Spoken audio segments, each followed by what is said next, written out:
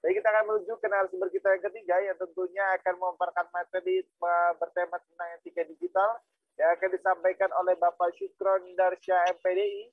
Dia selaku Ketua STHI Nurul Hidayat Selat Panjang. Selamat pagi Bapak Syukron. Selamat pagi Mas Habib. Sehat Mas Habib? Alhamdulillah sehat. Bagaimana nih kabarnya Bapak Syukron pada pagi hari ini? Sehat, alhamdulillah. Seger juga tadi kata Pak Sadat Anwar Sadat ya, seger juga.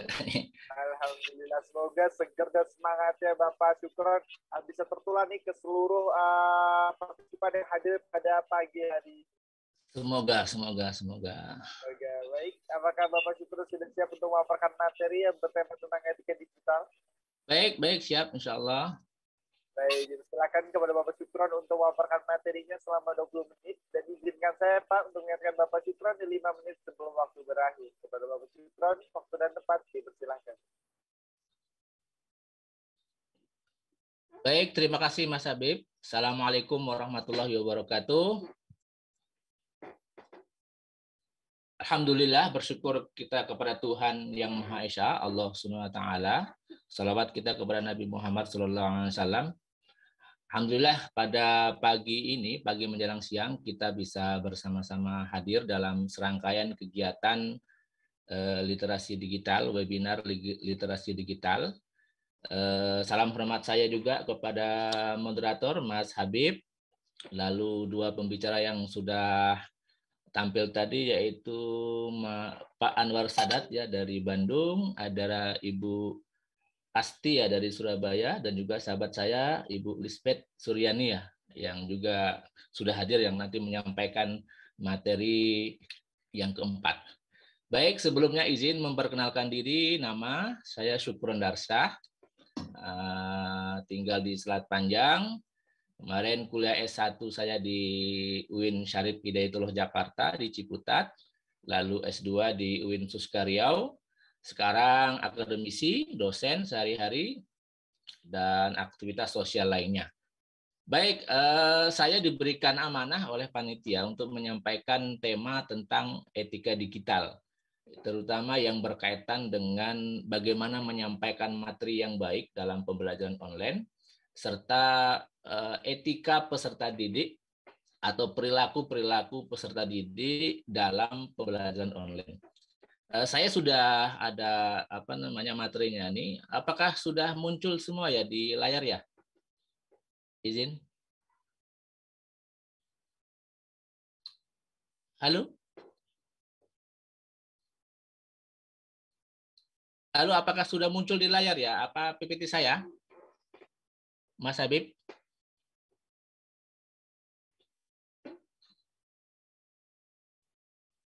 Halo? Sudah terlihat Bapak dengan jelas untuk PPT. Halo Mas Habib? Ya, Bapak sudah terlihat dengan sangat jelas untuk PPT. Oke. Baik, saya akan mulai dengan sebuah kenyataan sekarang bahwa ruang publik kita hari ini sudah berubah atau bertransformasi dari ruang yang fisik ke ruang digital. Jadi sekarang hari ini, apalagi di masa pandemi ini, kita sudah berubah ruang publiknya gitu. Dari yang biasanya kita ketemu fisik, biar kita berinteraksi secara langsung gitu kan. Nah, sekarang sudah berubah ke digital. Semuanya sudah digital semuanya. Oleh karena itu ini efek dari pandemi sehingga pemanfaatan ruang digital bertambah banyak begitu. Tadi banyak yang telah dipaparkan oleh pembicara sebelumnya, ada berapa juta orang yang saat ini memanfaatkan ruang digital. Nah, ruang digital itu banyak, cuma dua saja yang saya masukkan itu. Paling tidak ada dua ini. Yang pertama adalah media sosial. Nah, media sosial ini banyak, itu yang paling banyak digunakan adalah FB, IG, Twitter, YouTube, dan juga sarana pembelajaran lainnya seperti Zoom dan yang lainnya itu juga yang banyak digunakan oleh pelajar kita ataupun masyarakat kita. Yang kedua adalah e-commerce atau transaksi elektronik. Nah, ini juga menggunakan ruang digital. Nah, sekarang kita jual beli dan sebagainya dan seterusnya itu sekarang online gitu. pesan si Sophie, mohon maaf saya menyebutkan merek Sophie dan yang lainnya itu sekarang lewat digital. Nah, itu hari ini kenyataan kita yang kita alami sekarang. Nah, begitu juga dengan pembelajaran. Nah, pembelajaran hari ini kita sudah beralih dari luring di luar jaringan ke daring. Daring itu dalam jaringan. Artinya juga memanfaatkan digital gitu. Nah, contohnya ya sekarang ini kita menggunakan Zoom gitu kan. Nah, artinya ruang publik, ruang pembelajaran kita dari kelas yang ketemu fisik sekarang pindah ke kelas yang ketemu daring. Walaupun hari ini fenomenanya sudah mulai berkurang ya, alhamdulillah sudah berkurang COVID-nya, tapi saya beranggapan sama dengan tadi pembicara selanjutnya bahwa ruang digital ini akan terus berkembang dan akan terus digunakan. Ya, kita berdoa mudah-mudahan pandemi COVID ini segera berakhir dan pembelajaran bisa secara fisik. Karena nanti akan berbeda ya pembelajaran fisik langsung dengan online atau daring itu sangat beda prosesnya. Baik. Nah, daring ini biasanya kan dari rumah. Dari rumah. Ada yang dari rumah, ada yang dari kontrakan, ada yang suatu tempat yang tidak bertemu satu sama yang lainnya. Oleh karena itu ada beberapa tujuan kita belajar dari rumah. Yang pertama yang bisa adik-adik, ini saya sebut adik-adik karena ada yang siswa, ada yang mahasiswa, adalah memastikan pemenuhan hak peserta didik. Jadi kita harus tahu bahwa hak dari peserta didik untuk mendapatkan pendidikan itu harus terus dilakukan. Jadi tugas pemerintah itu untuk memenuhi hak-hak pendidikan itu harus terus berjalan. Oleh karena itu belajar di rumah merupakan sebuah keharusan dan kewajiban karena bertemu tidak boleh di fisik. Yang kedua adalah melindungi warga satuan pendidikan. Artinya kita menjagalah supaya peserta didik kita, lalu mahasiswa kita, atau di satuan pendidikan kita itu tidak terjangkit COVID-19. Oleh karena itu, pembelajaran online ini terus digalakkan. Yang ketiga, menyebab penyebaran. Nah, tentu salah satu tujuan agar kita tetap di rumah itu supaya kita tidak terjangkit dengan virus COVID-19 ini. Oleh karena itu, memang salah satu tujuan dari belajar di rumah ini adalah bagaimana kita terhindar atau tidak tertular dari COVID-19. Nah, yang keempat ini memastikan dukungan psikososial dan seterusnya. Artinya apa? Psikologi manusia itu akan menjadi masalah ketika sudah biasa belajar, orang tua biasa melihat anaknya belajar, tiba-tiba tidak belajar karena COVID, maka salah satu tujuan dari belajar di rumah adalah memastikan psikososial dari anak-anak, guru, dan juga orang tua itu tetap stabil. Gitu. Tetap stabil. Itu salah satu tujuan belajar di rumah. Nah, kalau pembelajaran online itu banyak Zoom Meeting, Google Meet yang banyak digunakan oleh mahasiswa dan juga kita hari ini ada Zoom Meeting, Google Meet, Classroom dan sebagainya, itu kita lewati. Nah, masalahnya ada di kendala pembelajaran online ini banyak sekali, terutama kita di wilayah Kabupaten Kepulauan Meranti. Nah, kita berada di ujung Pulau Sumatera, perbatasan negara, begitu ya. Salah satunya adalah lokasi kita yang tidak terjangkau oleh internet itu. Nah, kadang-kadang kita itu kalau mau nyari sinyal tuh naik pohon dulu gitu baru dapat sinyal itu. Dan kuotanya minimal, apalagi ini mahasiswa nih kuotanya sedikit sehingga akan sangat sulit untuk melakukan kegiatan pembelajaran online. Itu yang kita alami di Kabupaten Kepulauan Meranti. Yang kedua, media pembelajarannya. Nah, media pembelajaran memang sedikit monoton karena kita tidak bisa untuk berkreasi. Karena sedikit monoton karena hanya begini saja, hanya tidak bisa banyak kita menggunakan media-media pembelajaran. Nah, pembelajaran kurang interaktif juga karena banyak responnya kurang. Nanti kita akan lihat bagaimana perilaku siswa nanti di belakang ada, sehingga kurang interaktif, responnya kurang, sehingga itu menyebabkan kendala dalam proses pembelajaran online. Yang lain cenderung tugas online, banyak tugas online itu.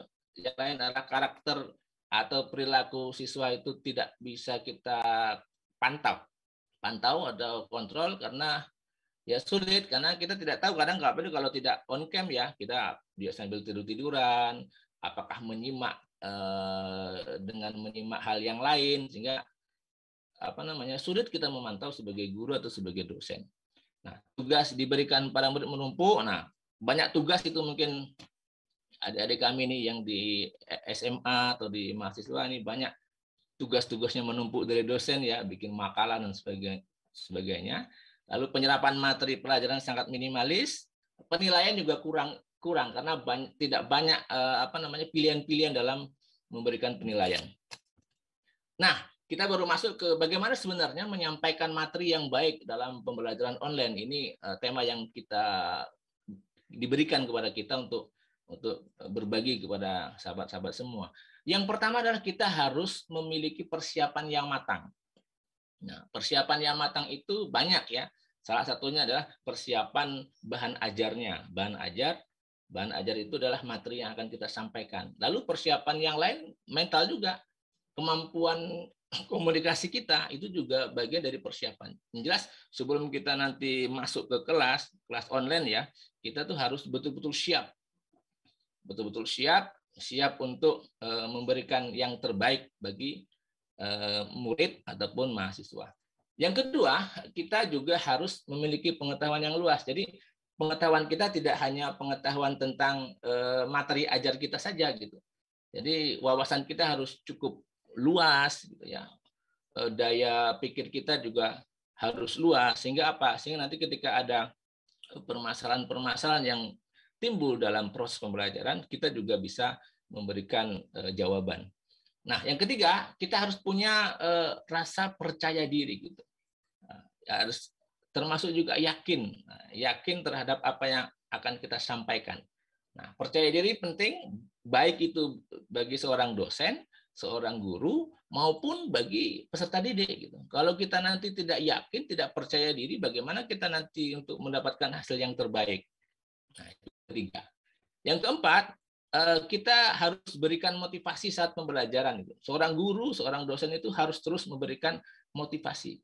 Karena motivasi itu banyak ya. Ayo harus rajin belajar, apalagi harus betul-betul fokus. Itu kan termasuk bagian dari motivasi. Sehingga dari motivasi itu nanti para mahasiswa atau siswa itu bisa merasakan kenyamanan dan terus untuk rajin belajar.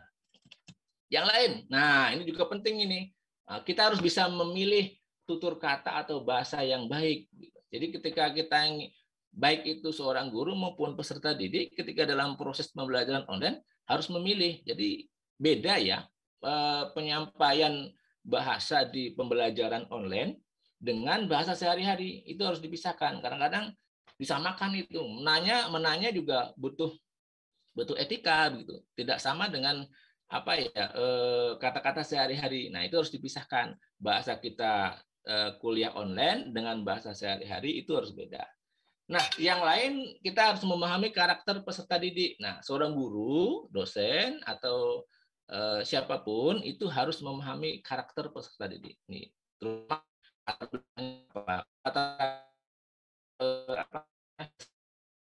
petani semua ya kita harus melakukan pendekatan yang lain. Nah, itu kita harus betul-betul memahami karakter peserta didik. Yang keenam ya adalah kelas dengan baik. Nah, itu ada tidak perlu kita menyampaikan materi terus gitu. Tidak perlu menyampaikan materi terus. Kadang-kadang kita seling dengan guruan, dengan candaan, dengan tes juga, sehingga tidak bosan karena pembelajaran online ini kadang-kadang tanda kutip bisa membosankan kalau misalnya tidak bisa mengelola kelas dengan baik. Oke, selanjutnya ini unsur-unsur dalam penyampaian materi. Nah, ini ada apa saja? Pertama sumbernya, pengirimnya. Kalau pengirimnya berarti siapa? Berarti adalah dosen atau gurunya yang menyampaikan. Kalau bahasa dalam komunikasi itu namanya komunikator. Nah, itulah yang mengirimkan materinya. Ayah mengirimkan bahan ajarnya begitu. Lalu ada pesannya. Pesannya apa? Nah, pesannya inilah apa namanya bahan ajarnya. Pesannya apa gitu. Message-nya apa? Nah, itulah yang disampaikan oleh apa namanya oleh guru. Pesannya bisa verbal, bisa non verbal. Kalau non verbal ya bisa dengan tulisan, bisa dengan apa namanya gerak tubuh dan sebagainya. Nah, yang lain penerima pesan atau penerima pesan itu kalau ya murid. Nah, murid atau mahasiswa yang menerima pesan. Sehingga apa namanya dari guru lalu disampaikan kepada murid, yang menerima adalah murid. Kalau tidak ada penerima materi, jadi ngomong sendiri nanti kan. Nah, begitu. Ada sarananya. Nah, sarannya inilah seperti ini nih sarana, termasuk Zoom juga sarana, dan juga alat-alat untuk metode belajar lainnya itu termasuk juga sarana. Nah, ini yang juga penting, yang paling penting dalam penyampaian materi itu pesannya sampai, materinya sampai. Nah, kalau tidak sampai berarti menyampaikan materinya tidak termasuk yang baik gitu. Yang baik adalah pesannya sampai dan diterima oleh murid dengan baik. Nah, efeknya apa? Efeknya itu ada timbal balik. Nah, timbal baliknya itu adalah biasanya respon. Responnya apa? Bisa pertanyaan, bisa nanti apa namanya koreksi. Nah, bisa mungkin mempertanyakan balik karena belum paham. Nah, itu responnya. Jadi harus ada respon. Lalu ada secara langsung, terbuka, jelas. Lalu alat yang digunakan tepat. Jadi alat yang kita gunakan harus tepat gitu. Kalau misalnya Zoom itu tidak pas, ya kita ganti dengan yang lain, kan Google Meet atau yang lainnya. Oke, nah ini kita masuk ke etika peserta didik. Jadi kadang-kadang peserta didik ataupun audiens, yang kita hari ini mungkin adik-adik semua ini audiens, kadang-kadang kita juga harus punya etika loh gitu dalam pembelajaran online. Nah, apa saja etikanya? Itu yang pertama tepat waktu. Jadi kalau misalnya kita mulai jam 9, jam 8.30 disuruh on time, ya kita harus datang tepat waktu. Lalu menggunakan bahasa yang baik dan sopan. Ya itu kalian sudah paham lah ya. Bahasanya baik, sopan, tidak bahasa yang kasar. Gitu. Lalu berpenampilan rapi. Kalian pakainya juga harus, walaupun Zoom, ya pakainya rapi gitu. Pakai baju bagus, tapi pakai celana juga. Kadang pakai sarung begitu. Takutnya nanti terzoom juga kan. Nah, tapi tetap pakai baju yang bagus, semuanya lengkap lah gitu, lengkap. Nah, itu. Terus menjaga perilaku, perilakunya juga harus sopan. Sopan itu ya perilakunya mungkin tidak istilahnya begini ya. Kadang ada perilaku yang tidak sopan, kadang menjahilin teman gitu kan. Nah, itu ada juga dalam pembelajaran online. Apalagi pembelajaran online yang sama-sama begitu, yang satu kelas sama itu kan satu arah kan. Itu banyak juga yang kadang-kadang jahil. Nah, ini yang lain, identitas pelajar atau mahasiswa wajib menggunakan format asli gitu. Ya, jangan asli ya nama lengkap, namanya misalnya siapa? Zaidatul Zahirah misalnya kan, atau Sulastri atau apa, itu nama lengkapnya sehingga nanti tidak menggunakan akun palsu. Nah, yang lain ini memastikan mood speaker suara. Ini kadang-kadang juga menjadi masalah juga kadang-kadang. Kadang kapan mute-nya, kapan menghidupkan, itu juga harus diperhatikan. Yang terakhir, tidak makan dan minum saat pembelajaran online. Tidak makan itu maksudnya begini ya, ketika kita on cam sambil makan, sambil minum, sambil mendengarkan, nah itu tidak boleh gitu. Paling tidak agak geser sedikit lah gitu baru makan. Ini kadang-kadang ada juga sambil lihat saya misalnya sambil makan nasi Padang Asia Baru sambil makan nih. Ya memang nggak masalah, cuma etikanya itu kurang bagus itu. Ya. Oke, selanjutnya. Mohon maaf Bapak Syukron, ya. memaparkan materi 2 menit lagi, dipersilakan untuk melanjutkan. Oke, siap. Oke, saya lihat juga waktunya di sini. Nah, ada banyak perilaku peserta didik ini dalam peserta online itu. Apa saja acuh. Nah, ini banyak yang acuh, tidak memperhatikan dengan baik. Acuh itu yang kadang-kadang bergeser tempat duduknya ya, lalu istilahnya itu tidak memperhatikan lah gitu. Sambil main game gitu kan, sambil main game, dia melihat juga tapi tangannya nih main game, itu ada seperti itu. Kurang responsif. Nah, ada juga yang kurang responsif. Kadang-kadang ditanya oleh penyaji, oleh dosen, oleh guru gitu kan, kadang-kadang diam saja. Nah, diamnya ini dia mengerti atau diam tidak tahu atau dia malu, itu kita tidak tahu kadang-kadang. Nah, suruh bertanya nih di chat komentar ini kan nggak mau misalnya, itu kan kurang responsif. Nah, kalau dia responsif maka dia langsung untuk langsung menanyakan gitu. Nah, ini ada sambil mengikuti kegiatan lain. Nah, ini tadi sambil dia dua zoom dia sambil kerja, dia sambil ikut kegiatan lain. Jadi tidak fokus dia. Oke, yang tidak on kamera, ini banyak juga tidak on kamera, tidak on kamera ya, sudah paham lah ya. 1 menit lagi. Nah, cara menyikapinya apa? Nah, buat kontrak. Nah, kita harus buat kontrak atau kesepakatan awal, harus begini, harus begini, harus begini. Lalu yang kedua mengingatkan atau menegur. Nah, kamu Sulastri, kamu Siti Aminah, Sainem, jangan begini ya. Nah, itu boleh ditegur. Ini si Budiman kok begini, nah, ditegur. Lalu memberikan motivasi. Motivasi ya kalian harus belajar dengan baik misalnya kan, tidak boleh main-main, itu kan bagian dari motivasi. Yang terakhir itu dengan hukuman. Kalau memang betul-betul sudah diingatkan tidak tahu ya akhirnya kasih aja hukuman. Ini terakhir. Nah, yang boleh harus dimiliki apa? Tanggung jawab, proaktif, rasa ingin tahu, berpikir, menyelesaikan kewajiban belajar, pantang menyerah, beranggapan bahwa ilmu itu penting, dan memiliki konsep diri. Nah, itu nanti mau saya jelaskan karena waktu udah 21 detik itu ya. Itu saja, mudah-mudahan bisa bermanfaat. Silakan nanti kalau ada yang mau bertanya kita share bareng-bareng. Mudah-mudahan ini bisa bermanfaat untuk kita semua. Begitu saja Mas Habib. Pas nih 6 detik, 5, 4, 3, 2, 1. Selesai Mas Habib. Baik, terima kasih kepada Bapak Citra atas semua para video sangat insightful sekali yang membuat tentang etika digital, bahwasannya walaupun kita sebagai pembelajar ataupun sebagai siswa online, tapi harus ada etika-etika yang harus kita perhatikan. Contohnya seperti salah satu tadi mungkin sambil memperhatikan tapi sambil makan, seharusnya mungkin dimatikan terlebih dahulu ataupun betul. mungkin etika-etika sederhana itu yang penting untuk selalu diperhatikan ketika kita menjadi siswa ataupun kita sedang belajar via daring ya Pak ya. Ya, betul. Baik, sekali terima kasih kepada Bapak Citra dan semua para video saat insightful sekali, dan mungkin nanti kita akan lanjut lagi nih Pak di sesi diskusi untuk sesi tanya jawab. Sekali lagi terima kasih kepada Bapak Citra atas semua paranya. Baik, selanjutnya